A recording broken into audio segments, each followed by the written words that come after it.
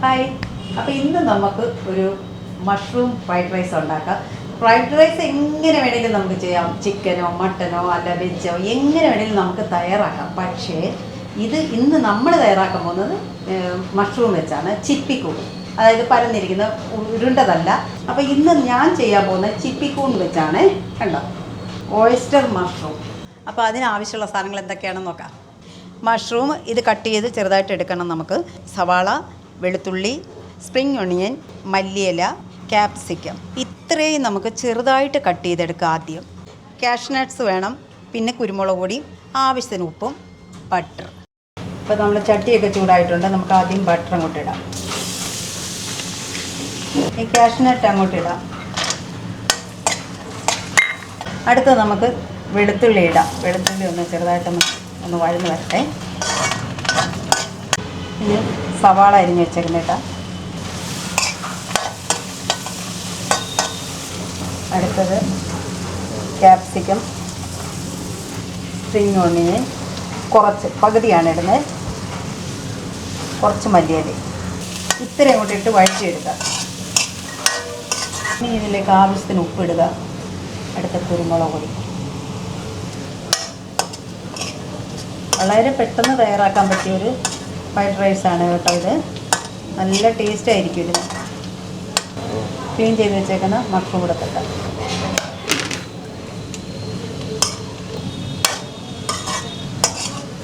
എന്നിട്ട് ഇതിനെ അടച്ച് വെച്ച് ചെറിയ തീയിലങ്ങോട്ട് വേവിച്ചെടുക്കാം. ഇപ്പോൾ റൈസ് ഇവിടെ പകുതി വേവിച്ച് വെച്ചേക്കാണേ. അപ്പോൾ ഇത് ബട്ടറിൽ മാത്രമാണ് ഞാനിത് ചെയ്തേക്കുന്നത്. ഇതിൻ്റെ ആ മഷ്റൂമിൻ്റെ ആ ജ്യൂസൊക്കെ ഇറങ്ങി വരുമ്പോഴാണ് നമ്മുടെ ആ റൈസിന് നല്ലൊരു ടേസ്റ്റ് കിട്ടുന്നത് കേട്ടോ. അപ്പോൾ നമുക്ക് റൈസും കൂടി അങ്ങോട്ടിടാം. നിങ്ങൾ ആവശ്യത്തിനനുസരിച്ച് എടുത്താൽ മതി. പക്ഷേ ഇത്രയും ഇൻഗ്രീഡിയൻസ് ചേർന്നു എന്ന് പറഞ്ഞുകൊണ്ട് യാതൊരു കുഴപ്പമില്ല. ചിലപ്പോൾ രണ്ടാളൊക്കെ ഉള്ളവരാണെങ്കിൽ കുറേശ്ശെ ഉപയോഗിച്ചാൽ മതി റൈസൊക്കെ. നന്നായിട്ട് കൂട്ടി യോജിപ്പിക്കുക, എങ്കിലല്ലേ എല്ലായിടും ആകുള്ളൂ. ഇതിൻ്റെ മെയിൻ ഹൈലൈറ്റ് എന്ന് പറഞ്ഞാൽ കുരുമുളക് പൊടിയാണ്. ആ ഒരു ഏരിയയാണ് നമുക്ക് വരേണ്ടത്. ഇത് എളുപ്പമൊന്ന് ചെയ്യുക. ഇതെല്ലാം പെട്ടെന്ന് ഒന്ന് വാടിയൊന്ന് കിട്ടിയാൽ മതി. അതാ പെട്ടെന്ന് ചെറിയ തീയിലാകുമ്പോൾ ഇതെല്ലാം വഴന്ന് പെട്ടെന്നാകും. പിന്നെ ഉപ്പിടുമ്പോൾ വളരെ സൂക്ഷിക്കുക. വലിച്ചു വാരി ഉപ്പിടരുതേ. അരിച്ച റൈസിലും നമ്മൾ ഉപ്പ് ചേർത്തിട്ടുണ്ട്, അതുകൊണ്ടാണ്. അങ്ങനെ മഷ്റൂം ഫ്രൈഡ് റൈസ് ഇവിടെ റെഡി ആയിട്ടുണ്ട്. ഉപ്പ് നോക്കുന്നവർക്കൊക്കെ ഉപ്പ് നോക്കാം.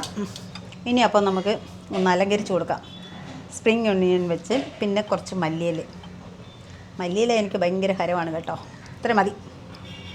അപ്പോൾ നമുക്കിതൊരു ബൗളിലേക്ക് മാറ്റാമേ. ആർക്കും ഇത് പെട്ടെന്ന് ഉണ്ടാക്കിയെടുക്കാം.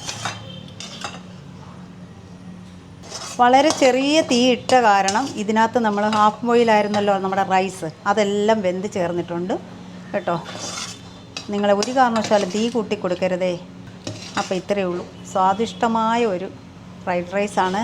നമ്മൾ ഹോട്ടലുകളിൽ നിന്ന് വാങ്ങുന്നതിനേക്കാളും നല്ല ടേസ്റ്റാണ് നമ്മൾ സ്വന്തം വീട്ടിൽ ചെയ്തെടുക്കുമ്പോൾ കേട്ടോ. അപ്പോൾ ഇത് കണ്ടല്ലോ, മഷ്റൂമിൻ്റെ മണവും എല്ലാം കൂടി, ആ ബട്ടറിൻ്റെ മണവും എല്ലാം കൂടി വന്നിട്ടുള്ള നല്ല സൂപ്പർ ഫ്രൈഡ് റൈസാണ്.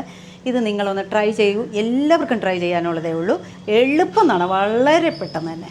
ഇത് മുട്ട യൂസ് ചെയ്യാത്തവർക്ക് പറ്റിയൊരു സംഭവമാണ്. അപ്പോൾ അത് നിങ്ങളെന്തായാലും ഒന്ന് ട്രൈ ചെയ്യുമല്ലോ. സോസ് കൂട്ടി ഞാൻ കഴിക്കുകയാണ്. ഇത് സോസ് കൂട്ടാതെയും നല്ലതാണ്. അപ്പോൾ നിങ്ങൾ ഇതുപോലെ ഒന്ന് ട്രൈ ചെയ്ത് നോക്കണേ കേട്ടോ.